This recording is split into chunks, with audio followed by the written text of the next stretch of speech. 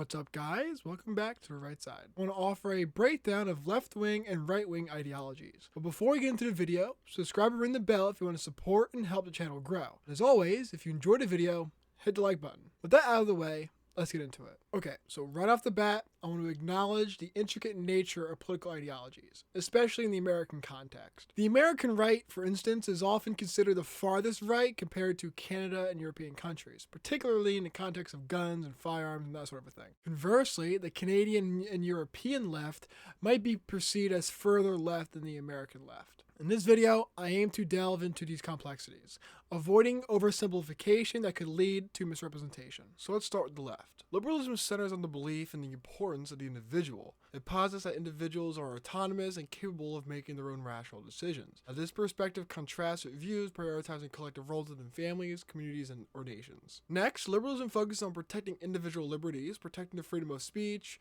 religion, association, and the press. These liberties are often divided into two different types of liberties. Negative liberty, which is more associated with freedom from interference, and positive liberty, which is kind of the freedom to, or the ability to pursue one's potential. Classical liberalism tends to emphasize negative liberty, advocating limited government interference, so on and so forth, while more modern interpretations of liberalism may stress positive liberty, supporting policies that enable individuals to achieve their potential. Next, liberalism holds that all individuals have equal rights and opportunities, regardless of their social status, wealth, or background. Different strands of liberalism interpret equality different ways, with the more classical bent focusing on equality of opportunity, while more modern approaches may seek to address material inequalities through redistributive policies and so forth. The classical liberal bent kind of tends to focus on equality of opportunity, while the more modern branches seek to address material inequalities through redistributive policies. Next, liberalism is based on the Enlightenment's emphasis on reason and empirical evidence. It maintains that individuals can make informed decisions about their lives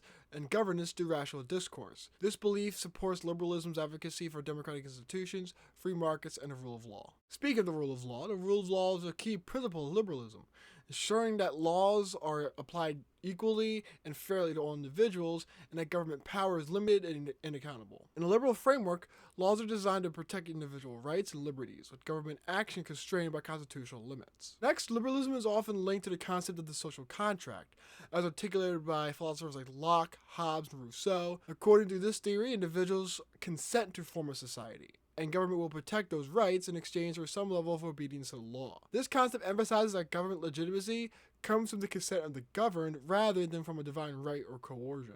Next, liberalism, particularly in its classical form, advocates for a more market economy based on private property and free exchange.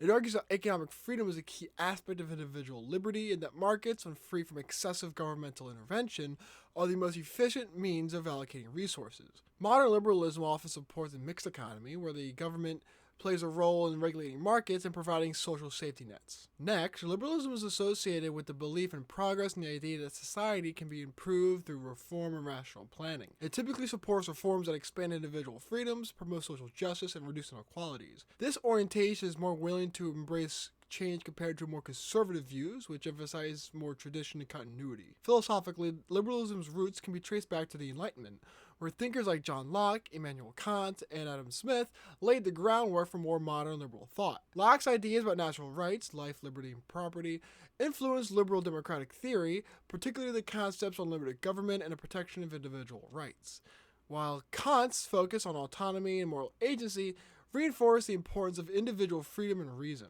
Adam Smith, often seen as the father of modern economics, supported economic freedom and the benefits of free markets, which was central to classical liberalism. Now, there are numerous variations within liberalism. Liberalism has evolved into various forms over time, each adapting to different social, economic, and political contexts. Classical liberalism emphasizes limited government, individual liberties, and free markets, focusing on protecting property rights and economic freedom. More social liberalism advocates for the state's more active role in addressing social inequalities and providing public goods while maintaining a commitment to individual freedom. It supports welfare policies, public education, and healthcare to ensure equal opportunities. Neoliberalism is a modern interpretation of classical liberalism that emphasizes deregulation, privatization, and a global free market economy.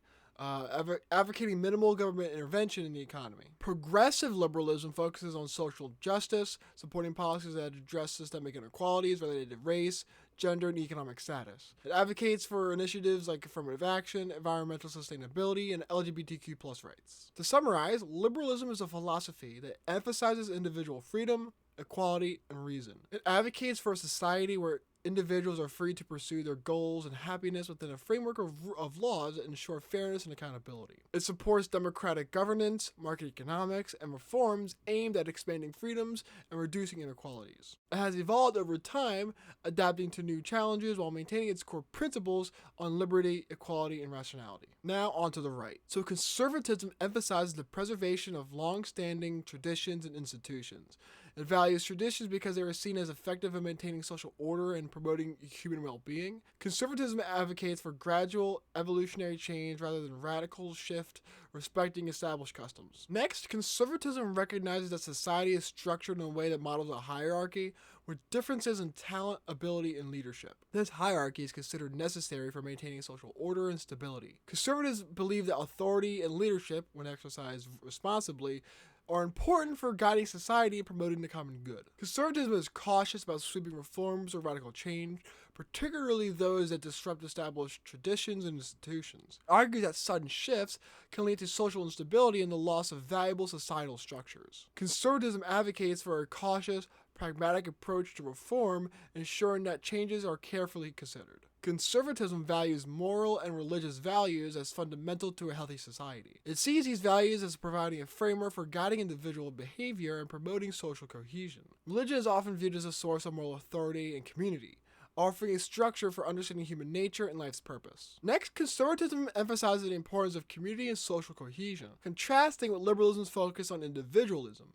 It argues that individuals are part of a larger social fabric and their well-being is linked to the health of the community. Strong families, local communities, and civic organizations are considered vital for fostering social bonds and ensuring stability. Like liberalism, conservatism values limited government, but for different reasons. It argues that government should play a minimal role in individuals' lives, intervening primarily to preserve order, protect property rights, and maintain national security. Conservatives support free markets and private enterprise as the most efficient means of generating wealth and promoting prosperity. Conservatism believes the rule of law is essential for maintaining social order and protecting individual rights. It stresses the importance of clear, consistent laws that are applied equally to all members of society. Respect for legitimate authority, whether governmental, familial, or religious, is also emphasized as a means of maintaining stability. Conservatism often emphasizes national identity, cultural heritage, and patriotism. It argues that a strong national identity fosters unity and a shared sense of purpose. Patriotism is viewed as a way of expressing loyalty to one's country